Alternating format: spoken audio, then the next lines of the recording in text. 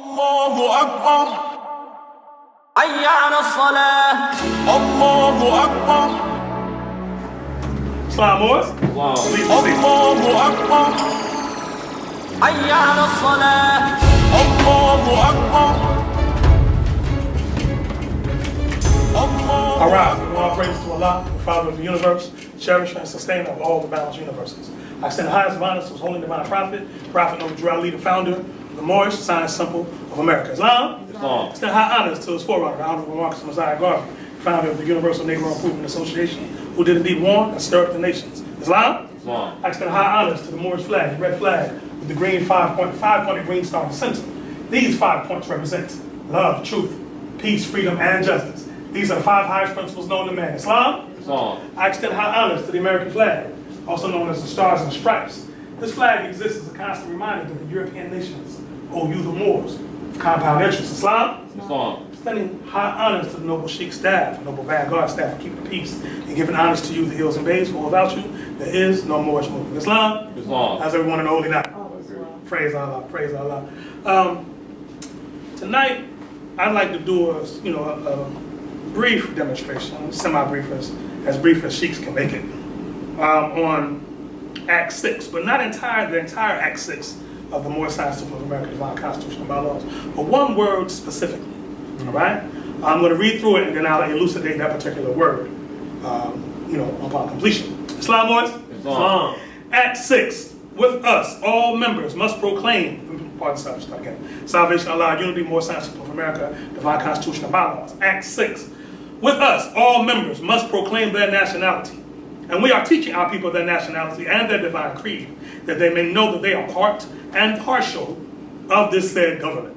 And know that they are not Negroes, colored folks, black people, or Ethiopians, because these names were given to slaves by slaveholders in 1779 and lasted until 1865 during the time of slavery.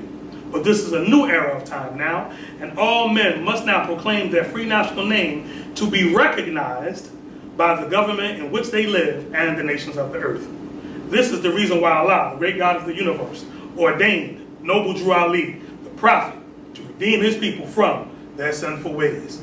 The Moorish Americans are the descendants of the ancient Moabites who inhabited the northwestern and the southwestern shores of Africa. Islam? Now, the word I like to draw off is the word recognition, or be recognized.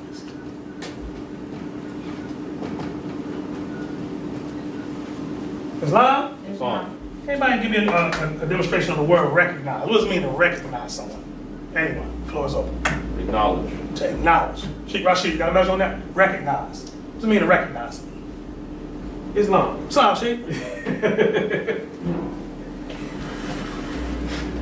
I rise giving Allah subhanahu wa ta'ala the highest of praise and the highest of honors to his holy and divine prophet, Noble Drew Ali.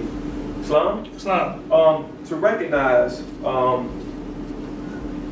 to add on to what the brother was saying, is to not just acknowledge, but to acknowledge to a certain group or body. Mm-hmm. So when you recognize, you can recognize yourself as one level, but so also, you have to, if you want to be recognized, you have to be recognized by another party.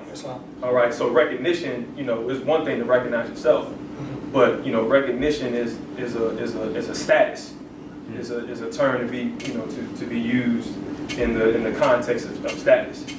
So when you recognize it, it's only really valid to using that term recognize if it's acknowledged by another party. Islam. Back to Brother Chairman. Right? The word recognize, before I get into that, I want to draw a statement, one instruction from the Prophet. And there's a word that's in here that's key to the definition of the word recognize. And I'd like to draw from the chapter 36 of our Holy Quran, Moorish Science Temple of America. Holy instruction from the Prophet, know thyself. Let's say Islam, when you arrive there at the chapter. Islam. Chapter 36, Holy Instructions from the Prophet, know thyself. That's Islam. Okay, praise Allah.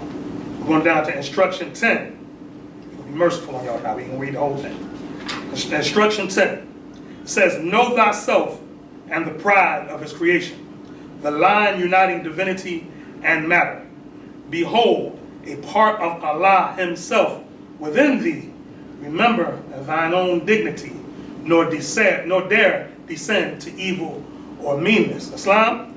Key to that, to the definition of recognize is the word know, or the phrase know thyself. And in this instruction, the prophet is giving you, an essence of who you are, right? Because again, in chapter 1, the creation of fallen man, the prophet instructs us that man is not the body nor the soul, that he is a spirit and part of Allah. Islam? See, if you want others to recognize, you must have full knowledge of who indeed you are. Islam? It would be kind of foolish to ask the nations of the earth to recognize us, and we don't know who we are. Islam? All right? So it says, know thyself and the pride of his creation, of his capitalized, whose creation? Allah's creation. Islam? All right? So man is considered, and woman, right? Man as plural, is considered to be the pride of all of creation. Why? Because man was deemed to be the Lord of the plane of the manifest. Islam? Meaning that anything that takes place in the realm of creation is your jurisdiction. Islam? Moving forward, it says the line uniting divinity and matter, right? So you have a national side and you have a divine side to this Moorish movement. Islam? All right? The Moorish Science Temple of America represents the divine side. And though we teach national principles, is indeed a divine organization. Islam? It's like the prophet instructed that, Sheik demonstrated the fact that the Moorish Science Temple of America is indeed a religious organization, right? It's a religious organization because our problems are largely moral and spiritual. You know what I'm saying? In a more profound sense, they're moral and spiritual. They're largely, social and economic. All right? But moving forward, it says, behold, a part of Allah himself within thee. Right? So we're connected to the source of all things. Islam? Well, as the prophet said, the causeless cause and the rootless root, that cause from which all things have grown, sprung. Islam? So now, if that being the case, then there's nothing that can take place within this plane that it can subject you, unless you allow it to be so, according to your own sluggish will. Islam? All right? But it says, remember. That's a powerful word, right? Because if you don't remember who you are, then others will attempt to tell you who you are. Islam? That's Negro, black, colored, Ethiopian, African American, etc. Because we didn't remember who we were. Because we got hit upside the head with a blunt instrument and forgot who we were. Islam? So in that state of dizziness, someone gave us an identity and we grabbed hold of it thinking that's all we were. But when you accept something that someone gives you, you allow room for them to define what that thing is. Islam? And that name will always be inferior to theirs. Islam? All right. Moving forward, it says, nor dare descend to evil or meanness. So even with the demonstration, as the brother Chairman gave, very powerful about the black identity extremists, that once you awaken as to what that is that they're attempting to pull to basically legalize open slaughter of Asiatics, in that type of condition, you still cannot descend to evil or meanness because hate blinds. Islam? I don't know if anybody in here has ever been in a fight before. It's carnal playing, you probably have. If not, praise Allah for you. But if you have been in a fight, you notice that if you stay calm and if you plant your blows, right, you're able to plan them, you calculate even better. But if you're mad and screaming and the guy and the other guy's calm, he's gonna sidestep you, hit you with a two-piece, or let you run into the wall. Islam? And a lot of times, that's what the civilized nations of the earth are allowing us to do. They're allowing us to run into the wall because all we have is our passions. Islam? And with us being in that brutish type of state, we are not being recognized.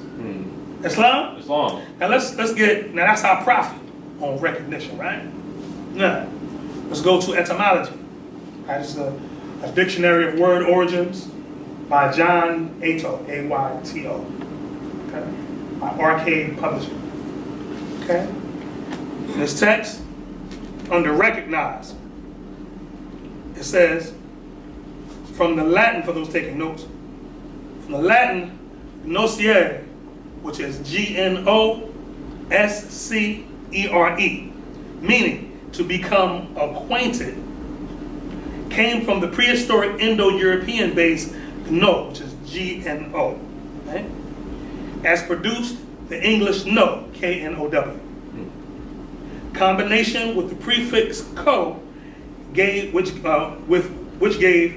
cognoscere, which is COGNOSCERE, meaning to know, KNOW. Source of the English cognition, quaint, etc.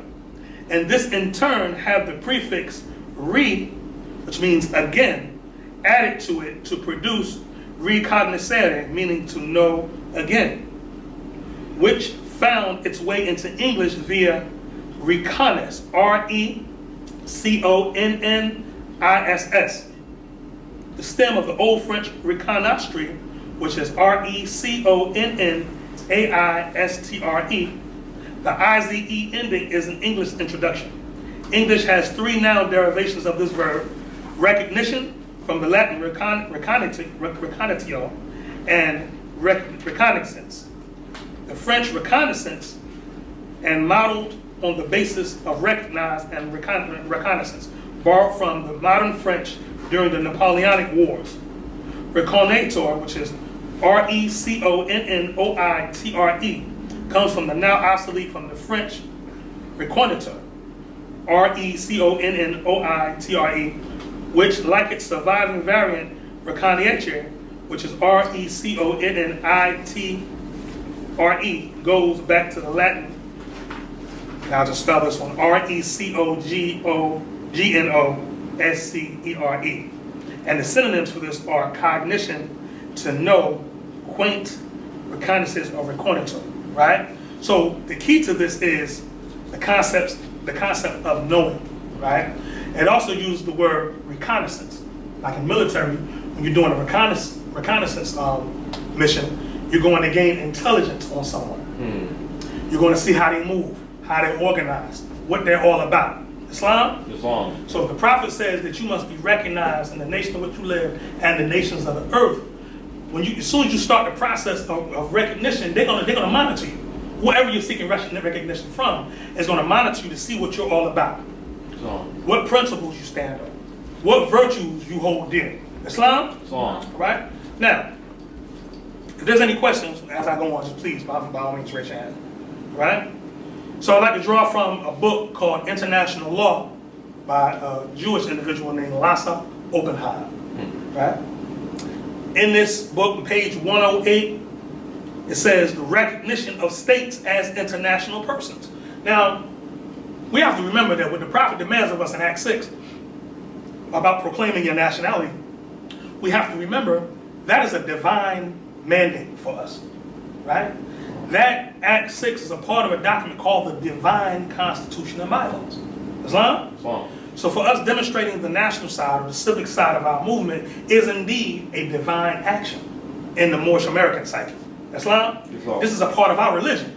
My religion states that I have to shake off anything that deludes to the titles of Negro, Black, Colored, or Ethiopian. That's what my religion states. Islam? Like you have, other religions like, amongst the, fundamentalist Jewish sects like the Hasidim, the Hasidic Jews, it's forbidden based on the law and the Torah from cutting or shaving your beard, right? So they go to the rabbi and they say, I need a letter for my job, stating because they asked me to shave and it's against my religion. Goes to the rabbi writes them, the letter, quoting the Torah, scripture, and stuff like that, and citing the First Amendment of the U.S. Constitution that stands on religious rights. Islam takes that to the employer. The employer can't deny it because the employer has to be with the law because he doesn't want the discrimination suit.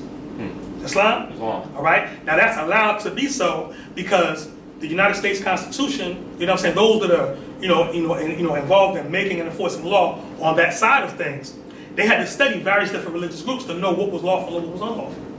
There was a time in this country where brothers and that were, let's say, in prisons, right, were not able to demonstrate their Islamic faith, lawfully because the Europeans at that time didn't know, they were familiar with Islam, clearly because of the Moors.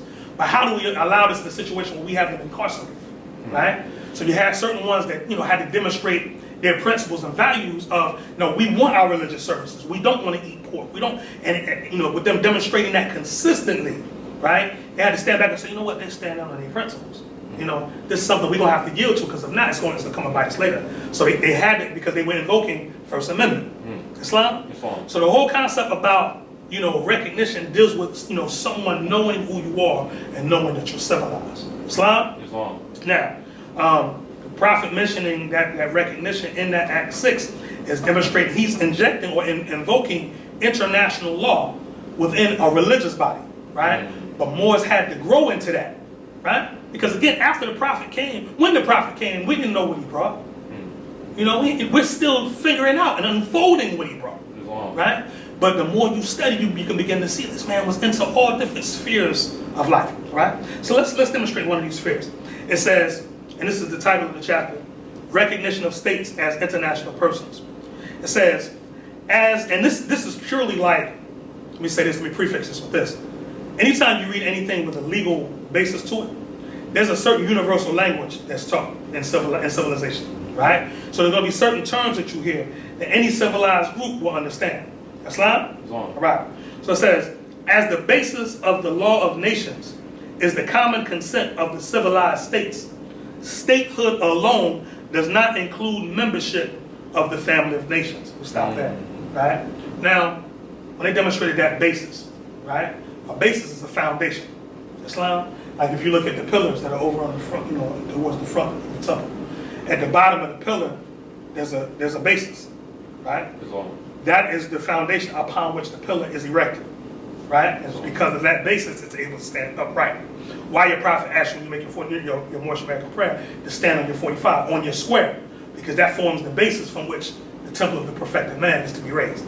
Islam? All right? But it says here is that statehood alone does not include membership of the family of nations. So let's say a particular nation, right? They might be a particular nation state, right? Just because they're a nation state, that doesn't mean that the family of nations views them as a member of that family. Islam? The Prophet tells us, he says, come and link yourselves back with the family of nations. Right? If there's a family of nations, there must be a law that governs the family. Right? All international law is modeled on the home. Right? It's modeled on the relationship between man and woman. Right? So when you get to looking at how you set your home up, right? You can't have no rules in the house. Got to be rules. For the children, it has to be a bedtime. Got to have chores. Got to have this. Right? That same thing is what qualifies a person to understand how things function in an international sense. Islam? All right? So moving forward, it says, there are states in existence, although their number decreases gradually, which are not or not fully members of that family, because their civilization, if any, does not enable them and their subjects to act in conformity with the principles of international law. So the reason why they would shun ones from being a part of that international family is because, and I'll just repeat that, I think that was pretty powerful. It says, because their civilization, if any, does not enable them and their subjects to act in conformity with the principles of international law. Conformity is a master's word. If I demonstrated the charter, the Moorish Science Temple of America, the Prophet mentions on the charter, while acting in conformity. It's the same phrase, same exact phrase on the charter in this document on international law. Same phrase, right? So just like he said, come link yourself with family nations. Family nations is the international law term. Islam? Move forward. And then again, that civilization. So, I think it goes into that a little bit later. It says, those states which are members are either original members because the law of nations grew up gradually between them through custom and treaties, or they are members which have been recognized by the body of members already in existence when they were born. Islam? So, example, like, there's not a U.S. president that exists, President Trump notwithstanding, because we have to see when he meets with the King of Morocco.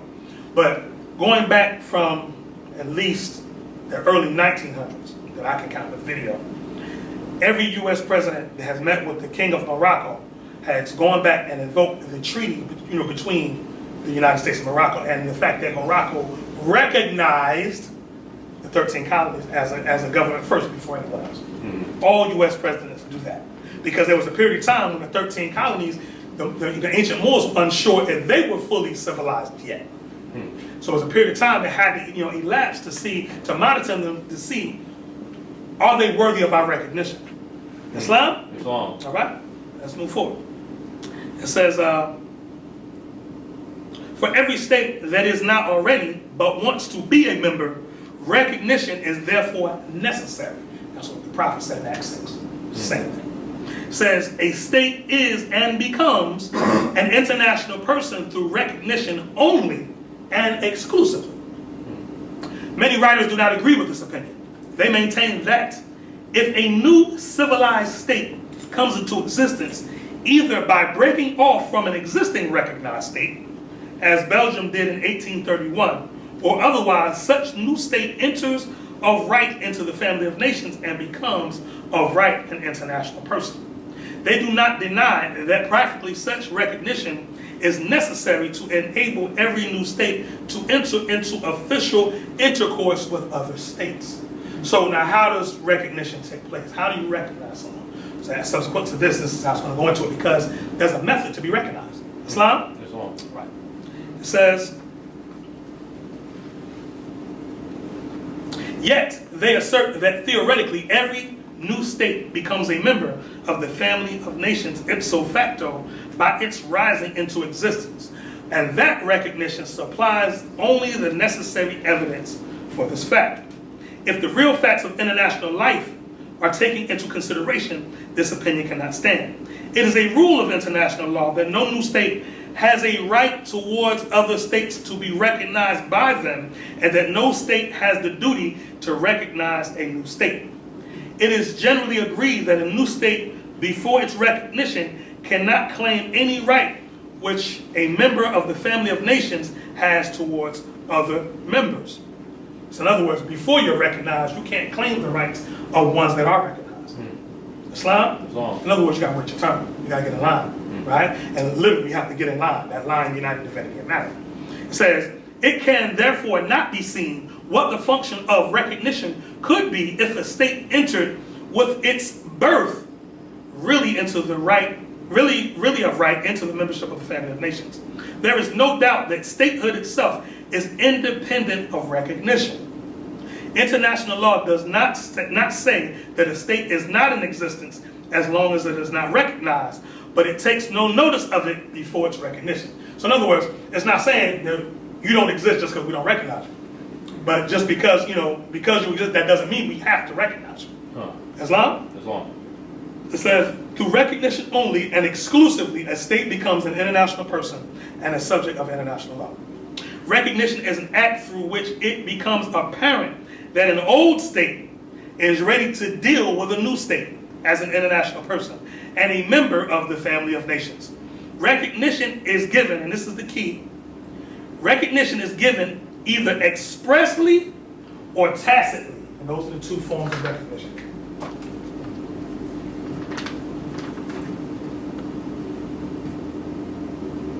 Or to tacit. Okay? Expressed or tacit. It says, if a new state asks formally for recognition and receives it in a formal declaration of any kind, it receives expressed recognition. In other words, if they open up dialogue with you, right? So their Secretary of State comes and meets with your people. That's an official act. That's called expressed recognition. On the other hand, recognition is tacitly and indirectly given when an old state enters officially into intercourse with the new, be it by sending or receiving a diplomatic envoy, or by concluding a treaty, or by any other act through which it becomes apparent that the new state is actually treated as an international person. Islam? So through the early treaties, if you go to type Google the Avalon Law Project, Avalon Law Project, and that is the law database for Yale University.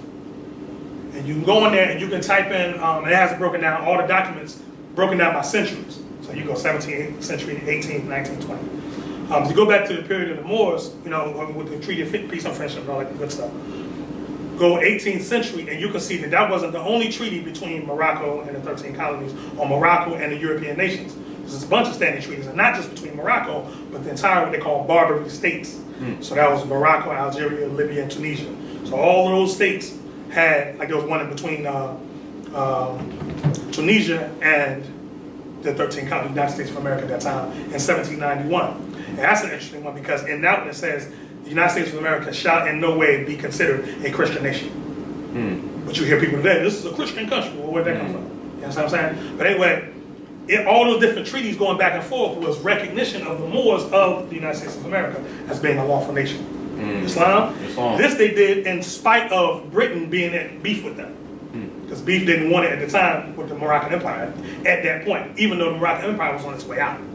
Right? They still didn't want it because the Moors had a lot of allies like the Turks and so on and so forth. Islam. I remember after the Moors fell, the Turks ruled all the way up until like 1920 as the Ottoman Empire. That's another topic. It says, but no new state has by international law a right to demand recognition, although practically such recognition cannot in the long run be withheld, because without it, there's no possibility of entering into intercourse with the new state, right? So again, that's another thing too, like, I want my pedigree, the Moorish Americans, to understand that just because you write, I'm a Moorish American on a piece of paper and attempt to file it somewhere, that don't mean they have to recognize you as being anything. Islam? Or because you pop up at the UN, right? And you sit in a council meeting or sub-council meeting or whatever, subcommittee meeting, right? And they allow you to be there. That doesn't mean that they're recognizing you per se, because you don't have the right to demand such. Because that's something they open to the public. Islam? So, there's a protocol for everything. This is why the Prophet set the Moorish Science of America the way he did, because he had to get us used to protocol. Because when you operate in government, everything has a particular protocol. Islam? That has to be satisfied, right? We demonstrated that the other day. We went down to the court with one of our members who was demonstrating a name change. And there was one aspect of the name change that hadn't been satisfied, so we had to wait another creation to go back. Islam? Because it just, all the protocols that they asked had not been satisfied. Islam? That's just the way of government. And contrary to popular belief, that's not European law. That's something they learned from the Asiatic nations. Islam? Right. Moving forward, it says, the interests of the old states must suffer quite as much as those of the new state if recognition is for any length of time refused. And practically these interests in time enforce either express or tacit recognition. History nevertheless records many cases of protracted recognition, and apart from the other proof, it becomes thereby apparent that by granting the denial of recognition, it is not a matter of international law, but of international policy. Okay, I'm gonna skip down. It says, recognition will as a rule be given without any conditions whatever, provided the new state is safely and permanently established, meaning it's on a good foundation or on a good basis. Islam? And everybody that views this particular, nation or group of people, because again, right, Palestine, right, in this new era of time, is not considered a nation, but they're in the dialogue with the family of nations, right? So even though they're not a nation, they're still recognized to have certain, opinions relative to what's going on in the region, so on and so forth. And they have a representative that can speak on that behalf. Right? It says, since, however, the granting of recognition is a matter of policy and not of law, nothing prevents an old state from making the recognition of a new state dependent upon the latter fulfilling certain conditions. Thus, the powers assembled at the Berlin Congress, not the Berlin Conference, but the Berlin Congress, in 1878, recognized Bulgaria, Montenegro, Serbia, and Romania under the condition only that these states did not impose any religious disabilities on their subjects. Now this is going into what the Prophet called the new era of time. The old era of time, you can put a religious disability on somebody by saying, well, this is only an Islamic state. We're not allowing nothing else to be worshipped in it. Right? The new era of time, you have to demonstrate tolerance. Islam? Through what they call, if you were going to demonstrate monarchy, it had to be a constitutional monarchy. Which checks and balances on the power. Right? Moving forward, it says, the meaning of such conditional recognition is not that recognition can be withdrawn in case of the recognition is not complied with. The nature of the thing makes the recognition, if once given, incapable of withdrawal. This is why they take their time and recognize it. Because once they recognize you, now that channel's been opened up. Can't be withdrawn. But conditional recognition, if accepted by the new state, imposes international legal duty upon such state to comply with the condition, failing which a right of intervention is given to the other party to for the purpose of making the recognized state comply with the imposed condition. I'm going to read 2 more paragraphs, and then I'll switch topics. It says, recognition is of special importance in those cases where a new state tries to establish itself by breaking off from an existing state in the course of a revolution. And here, the question is material, whether a new state has already safely and permanently established itself or makes efforts to this end without already having succeeded. That in every case of civil war, a foreign state can recognize the insurgents as a belligerent power if they succeed in keeping a part of the country in their hands and set up a government of their own, there is no doubt. This is what the southern states were trying to do during the Civil War. They succeeded, they broke off, and they tried to get Britain to recognize them, right? Because Britain still needed the products of trade that were being created from the South, cotton, so on and so forth, right? Islam, but by President Lincoln waging the war and invading the South, whatever, he upset the balance of their stability, which caused the British to back up and say, now y'all on your own. Islam, right? Which is why there's no strange happening that the Confederate flag and the British Union Jack looks the same. It's the same flag, different colors, right? For an untimely and precipitate recognition as a new state is a violation of the dignity of the mother state, to which the latter need not patiently submit. 1 more paragraph. The breaking off of the American states from their European mother state furnishes many illustrative examples. Let me pause there. The United States Constitution of America, Prophet Noble Drowley referred to as the greatest document of all time. Ever written. Why would the Prophet say that? All subsequent constitutions that were written after the American Constitution were modeled on the Constitution that was here in 1789. That 1789 Constitution was modeled on an indigenous Constitution that was already here, the law of the Great Peace of the Iroquois Nation. So that was the Constitution that was already here. Reads the same everything. We the people of these United States. Reads the same way, right? But, and that's the law of the Great Peace of the Iroquois, IRIQUOIS, the Iroquois Nation. Now, the Iroquois Nation was a confederation of 6 nations that came together as one nation. Hence, we the people of these United States. And that's why that terminology, which William Penn taught Thomas Jefferson and all the rest of them.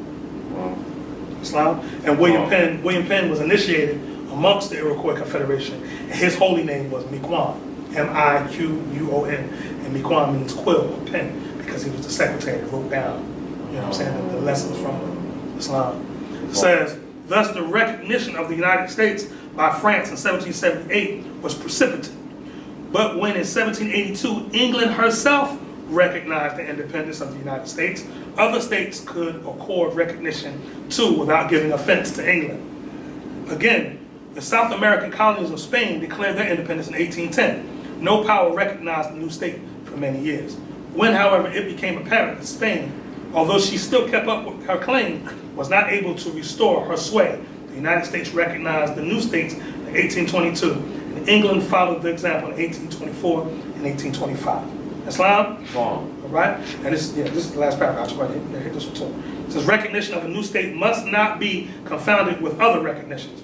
Recognition of insurgents as a belligerent power has already been mentioned. Besides this, recognition of a change in the form of government or of the change in the title of an old state is a matter of importance. But the granting or refusing of these recognitions has nothing to do with the recognition of the state itself. If a foreign state refuses the recognition of a change in the form of government of an old state, the latter does not thereby lose its recognition as an international person. Although no international intercourse is henceforth possible between the two states, as long as recognition is not given either expressly or tacitly. Excuse me again, expressly or tacitly. And if recognition of a new title of an old state is refused, the only consequence is that such state cannot claim any privileges connected with the new title. Islam? Now, who knew that all of that study could come off one word mentioned in accents? That's the power of Noble Drowley. Islam. And see, this is why we tell ones like, you're not going to be able to pick up this record right here and flip through it. And due to your own understanding, you're going to get everything the Prophet was trying to convey, right? There's sheiks that spent their lives in study, unfolding certain things. Oh, wow, this, makes a correlation to another form of study, and then it's volumes. Islam, Islam. you know, like you know, the Prophet mentioned, you know, he asked the key, says, you know, what was the nationality of Ruth? The answer is Ruth was a Moabitess. And upon, you know, researching that, you know, that subject and researching it, I found it to be volumes of information under that, which led to the writing of this, Ruth the Moabitess. This entire book was on those about 3 keys the Prophet mentioned subsequent to that one. Islam, Islam. you know, so the Prophet Noble Drew Ali is something else. It would behoove us as members of the Moorish Science of America and Asiatics as a whole to get an understanding of Prophet Noble Drew Ali and what he brought and what he stood for. Islam, Islam. I like to take a drawing from Divine in Moorish literature, a divine warning by the Prophet for the nations. Right? I'm not going to read the whole thing because it's kind of lengthy. So take a few paragraphs, and I go to divine warning. You go ahead and lower me. Islam? Islam. Prophet says, so there is but one supreme issue for my people to use to redeem that which was lost, and that is through the above statements. Then the lion and the lamb can lie down together in yonder hills. Right? And by the way, in the book of Isaiah, I believe it's chapter 16, verse 11, you know, that's where the prophet was drawn at, the lion and the lamb, right? And subsequent, in the English translation, subsequent to the time of the prophet, they've changed that from the lion and the lamb to the wolf and the lamb. So, that, you know, look at the affairs nowadays and you can see what that's all about. Islam. And the wolf was the emblem of Rome, if you know what that is, Romulus and Remus. It was talking about a she-wolf. Islam? So the wolf and the lamb. So, you know, just something to look up. It says, then the lion and the lamb can lay down together in yonder hills, and neither will be harmed, because love, truth, peace, freedom, and justice will be reigning in this land. In those days, the United States will be one of the greatest and prosperous governments in the world. But if the above principles are not carried out by the citizens and my people in this government, meaning at that time, our people weren't considered citizens, by the citizens and my people. Islam? Islam. Because he was trying to teach those things necessary to make us better citizens. Islam? Islam. It says, by the citizens, parts of, and my people in this government, the worst is yet to come. Because the great God of the universe is not pleased with the works that are being performed in North America by my people. And this sin, great sin, must be removed from the land to save it from enormous earthquakes, diseases, etc. So the prophet didn't do victim mentality, blaming others. He said, by my people. He said, and I, the prophet, do herein believe that this administration of the government being more wisely prepared by more genius citizens that believe in their free national constitution and laws, and through the help of such classes of citizens, I, the prophet, truly believe that my people will find the true and divine way of their forefathers and learn to stop serving carnal customs and merely ideas of men that have never done them any good, but have always harmed them. The prophet qualified the concept of classes of citizens. So just because you're a citizen, what class of citizen are you? Brother Raphael Hakeem Bey demonstrated a good measure with Ghana opening up next year as the year of return for Africans in the diaspora. And we were in the workshop of the mind, we kind of kicked around like, okay, well, what class of citizenship are they talking about? See, people hear that citizenship in Ghana and they go run for it, right? But yet, if you're there and they give you second-class citizenship and something pops off in Ghana, the protection goes to first-class citizens first and foremost. They take care of them first. You know, anybody else, what's left over, y'all will get. Islam, but we take care of our own first. And that's the universal law of the family of nations, right? It says, so I, the prophet, am hereby calling aloud with a divine plea to all true American citizens to help me and to remove this great sin which has been committed and is being practiced by my people in the United States of America.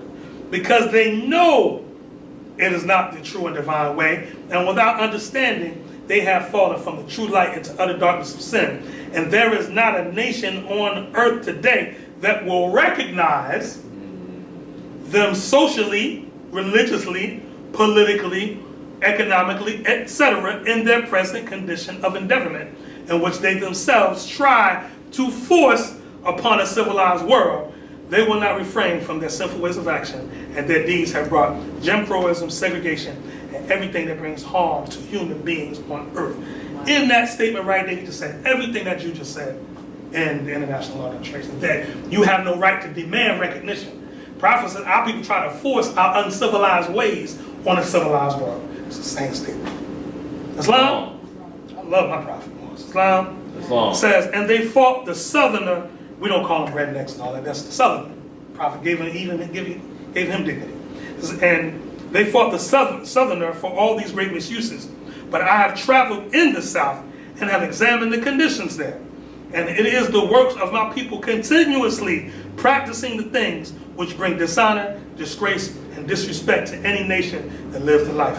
And I am hereby calling on all true American citizens for moral support and finance to help me in my great missionary work to bring my people out of the darkness into the marvelous light from the prophet. Islam was? Islam. Keep in mind too, the prophet, he said he traveled the south. The prophet came to Atlanta in those days. He came here and he saw the things that you know, that life that we were living. You know, proud to be Negroes and colors. You know, and doing everything that dilutes that principle of slavery. Right? And he says because of us accepting and doing those things which have brought all the Jim Crow and the segregation and all of that. Right? So, you know, they say when you know better, you do better. Right? Man can only be what he knows. Islam? And with that, I'll lower the meeting. Islam, Morris? Islam. Praise Allah. Islam? Islam. More Science Temple of America, Noble Drew Ali, founder, home office, Chicago, Illinois, March 11, 1929. A warning from the prophet to be read in every meeting. I hereby inform all members that they must put an end to all radical and agitating speech while on their jobs, homes, or on the public streets. We advocate peace and not destruction. Stop trying out your cars with the Europeans, for it causes confusion. There has been much confusion caused by members trying out their cards. The cards are for your salvation. Failure of obeying my orders will be of severe consequence. We are for love, truth, peace, freedom, and when these principles are violated, justice must then take its course. Any member or group of members that seek to hold malicious feelings towards the temple or the prophet, or to violate the divine covenant of the Moorish movement, will receive their reward from Allah for their unjust deeds. All true Moors must obey the laws laid down to them by their prophet, and if they lose confidence in their prophets, give up your card and button, cease wearing your turban or fez, and return to the state where I, the prophet, found you. For this is the holy and divine movement founded by the prophet, Noble Drew Ali. And if the prophet is not right, the temple is not right. The prophet is sending out a divine plea to all true Moorish Americans that they may do their part in protecting the prophet and the temple. This is an everlasting movement founded by the prophet through the will of Allah to redeem his people from their sinful ways. Peace. Noble Drew Ali. To be proclaimed in every meeting. Islam. I'm glad to know that I have a few faithful Moors among you all, and I desire for them to know the truth and the divine truth. There's a host of jealousy about me and the movement now by the same people of our side of the nation. They claimed it was only a joke and unreal.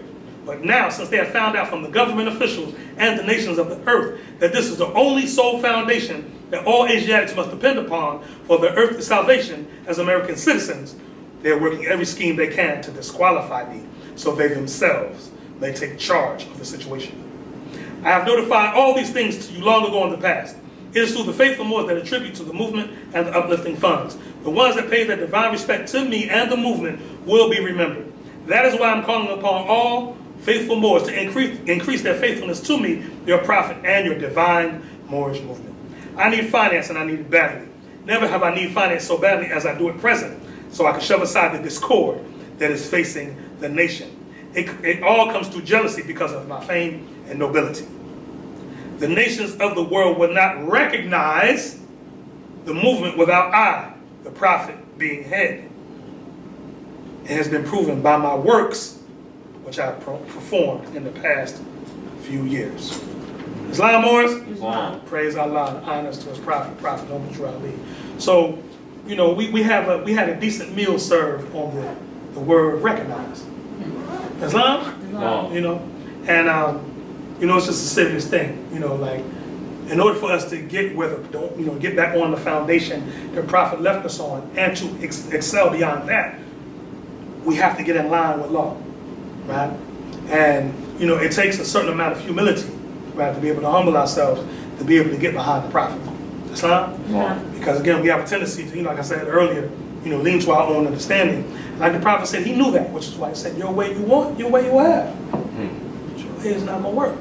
If our way would have worked before the prophet came, we'd have been on a good foundation. There would have been no need for a prophet to come if our way was working. Islam? But he came, and during while we was there in the forum, we still tried to push our way up front. He warned us.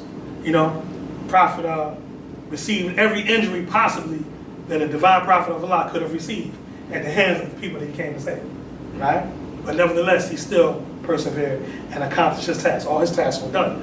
It's on us to implement what he brought. Right? So we can't blame it on the prophet. We can't even blame it on the ones per se that stood faithful with him. Right? Because they did their task. I'd like to draw from something really quick, and I'll get you back home to your family. It's an excerpt from the Moorish Guide newspaper that we have inside of one of the appendix number 2 in the Ruth the Moabitess book. Appendix number 2 reads, Moorish American Moabitess in the history of the Moorish Science Temple of America, Moorish Divine National Movement. It says, authors note, all of the following articles and stories are written by and about women who were members and officials of the Moorish Science Temple of America. Just to show you how, you know, our women were moving in the time of the prophet. Right? Because, you know, this is an era right now where this is an important topic. Right? With Bill Cosby going to prison for what he is alleged, not just alleged, but convicted to have done. Right? And, you know, whether it's R. Kelly, the guy Harvey Weinstein, the hashtag Me Too movement, and all that type of stuff, the trauma and the travesty that happened to women on earth, now they have a collective voice and are speaking out. Prophet Noble Drew Ali proclaimed that era of time back in 1928. So he put the sisters, you know, on the forefront of the movement, not behind us.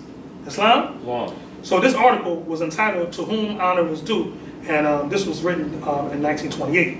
It says, Mrs. Pearl Ali, the wife of Prophet Noble Drew Ali, deserves the highest praise for her tireless efforts on behalf of the program of the Moorish Science Temple of America.